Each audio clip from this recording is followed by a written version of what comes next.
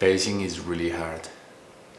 Hey guys, this is a video on pacing and how to use the concept of fatigue and understanding fatigue from the physiological point of view to know how to pace your workouts better. Not so long ago, I used to have a triathlete. He was a beginner. He used to tell me all the time, like, Juan, the speeds that you have me running are too slow. And the logic behind his thinking was that if he were to run his event at the speed that I was telling him, it would take him 4 hours. And so in his head, he was like, but if I run it just a little bit faster, I'm gonna be running in 3 hours. And I don't think I can run for 4 hours, but I think I can run for 3. And he failed to realize that, like, like, no matter how many times I explained it, that like running 3 hours, like if you could not run 4 hours at this speed, running 3 hours at this faster speed is even harder, right? Like, and there was a basic misunderstanding of how fatigue works that I could never explain. And that experience made me realize that I couldn't explain it because it wasn't clear to me. It was evident from the experiential point of view, right? Like, I have felt it, I have feel it, and I have seen it in my athletes. I knew it happened, and I had a very good sense of like what the speed should be because of my experience, but I couldn't explain it, and that's a different thing. And so that experience made me work and research. And fatigue is a very, very complex, multifactorial thing that involves a lot of nuances and a lot of differences that happen in different disciplines and time domains and people and training capacity and ages and so on. But I want to bring one aspect of it that is general and that I think can explain fatigue and pacing, like the relationship between those two, very well, and it can help you tremendously in order to understand the need for pacing and how to do it smartly, right?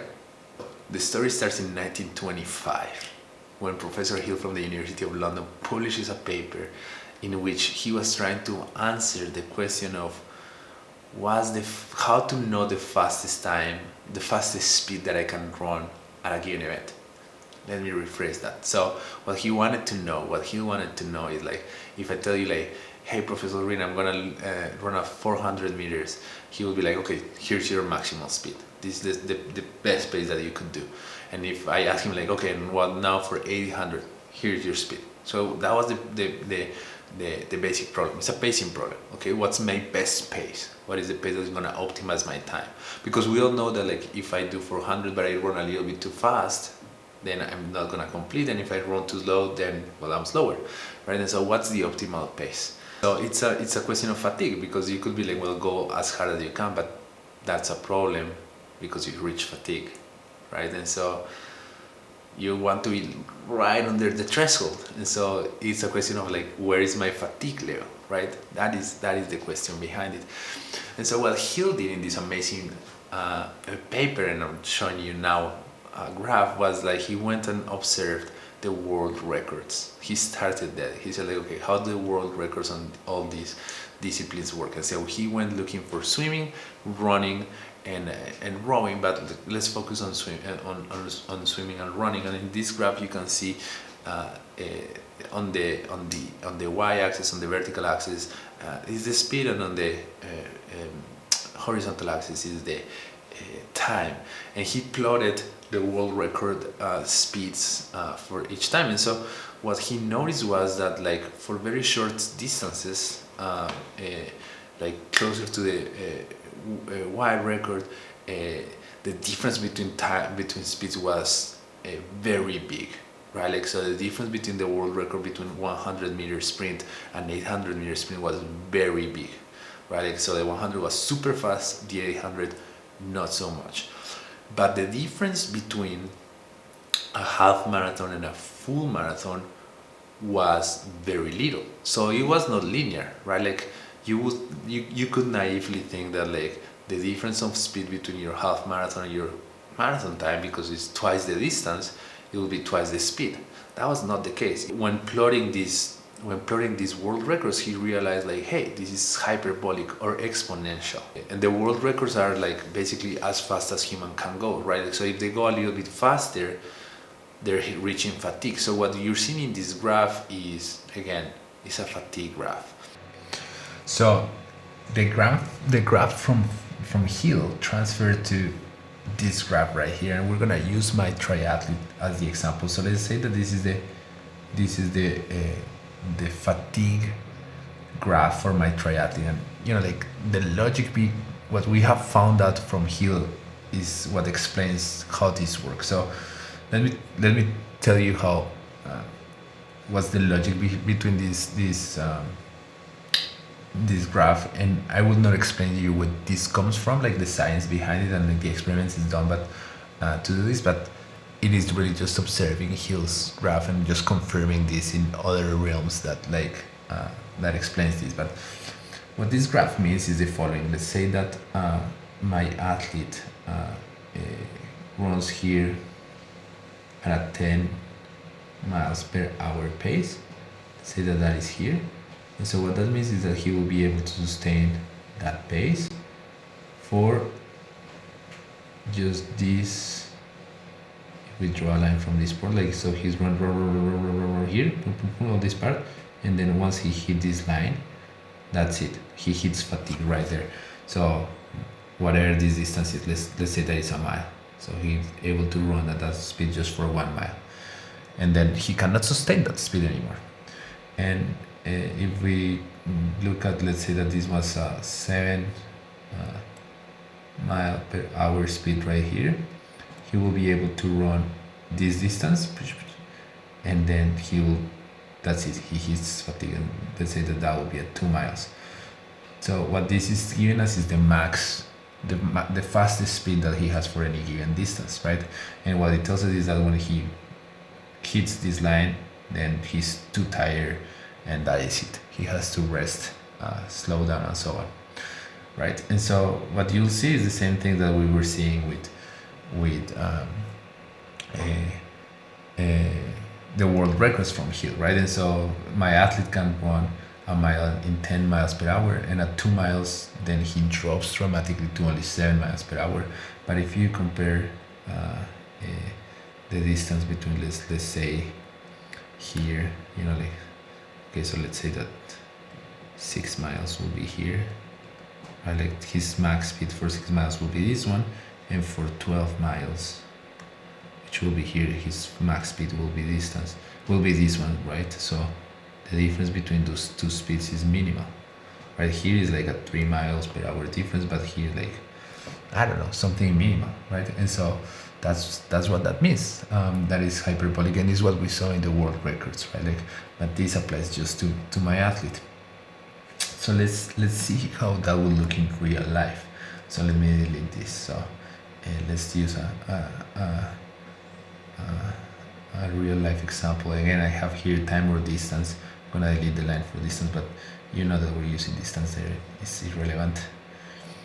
So let's say that my athlete is running. Sorry about that.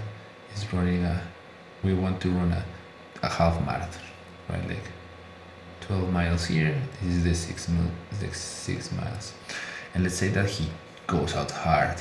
So he goes out at 6 miles per hour, right? So what happens? He starts running, and when he gets here, boom, fatigue hits.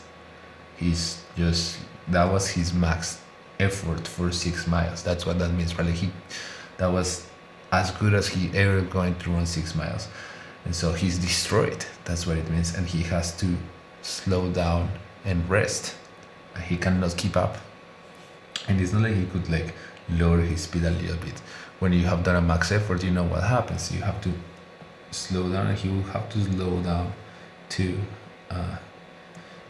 below his lactate threshold, which is this line here. I'm not gonna explain why, but that's where you recover, right? And so he's gonna have to slow down dramatically there, stay there for a second, and then speed it back up, right? And so when you do his line of speed, is this thing here, right?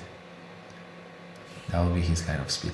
Let's say that in another opportunity, he goes out and he listens to me, and no, not listens to me. That's silly.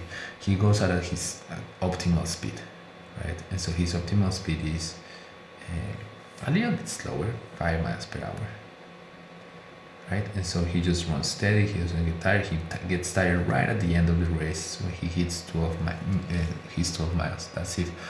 So if you look at these two races, look, the first one, when he comes out hot, he gains this distance, right? But when he crashes, he loses all, he loses all that, like he loses that distance. Let's say that is that, and then a shit ton more, right? Like, and he loses all this distance too, right? And so this dude that started slow actually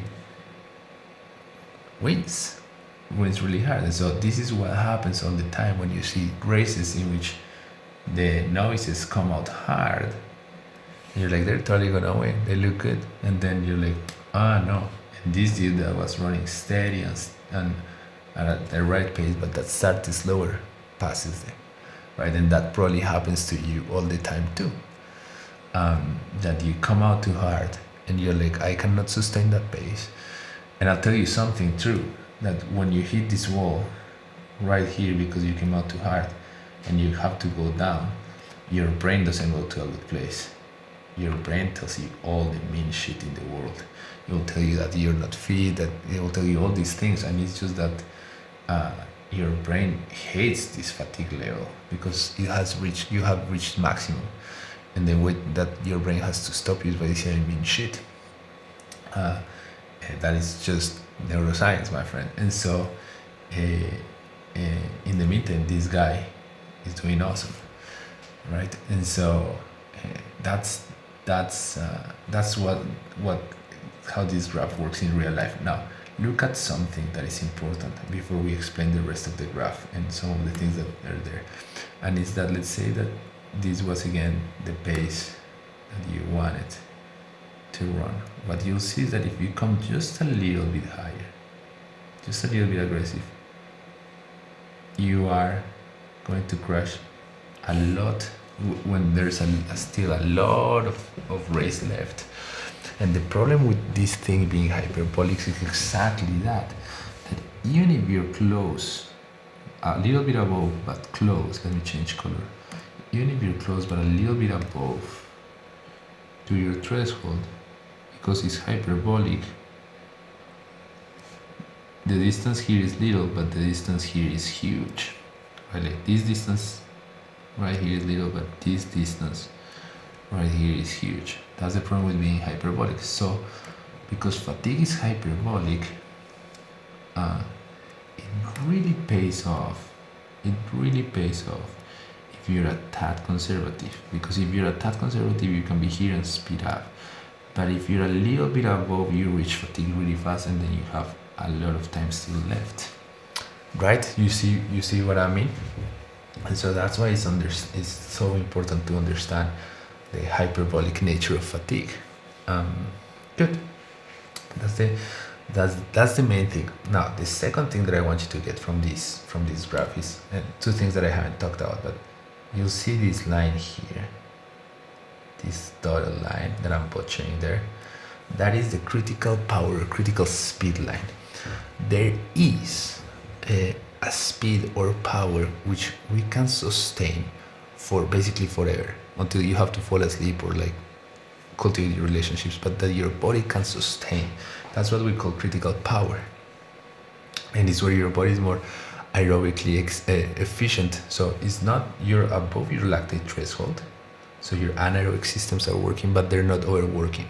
You're still oxidative, so that means that like oxygen consumption is working just right. You can sustain that pace forever, and so you never reach fatigue.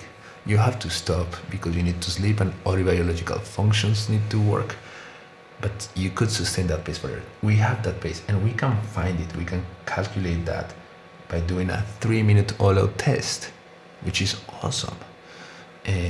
Not a push hard at 3 minutes all out test, in which you go maximum level at 0.0 and you just keep going at maximum level till the 3 minutes are done. And we can calculate that, and that can help us calculate this thing here. And why is that important? Because from this, if we calculate this, we can backtrace all this.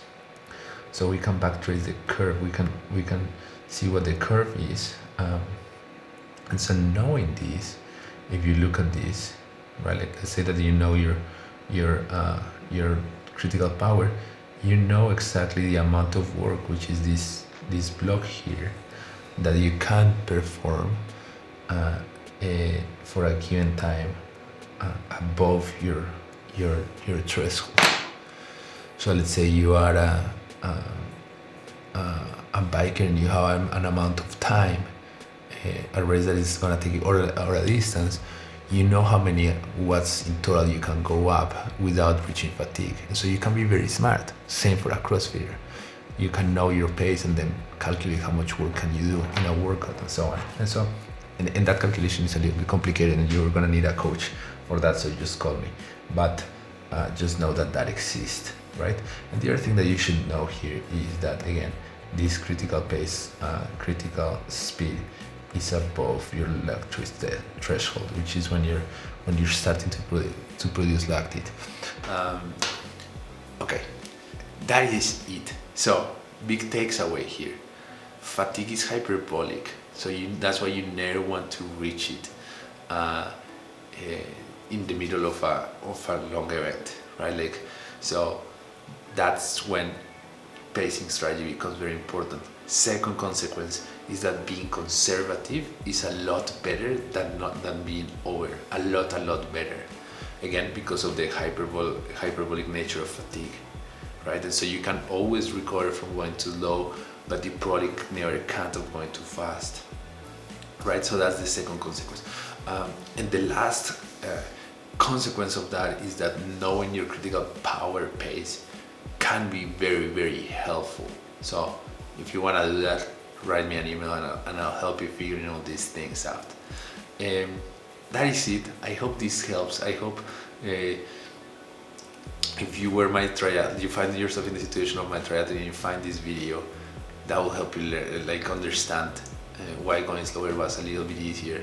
And I hope this was useful. Let me know in the comments, subscribe, share it with your friends, and whatever. Thank you so much.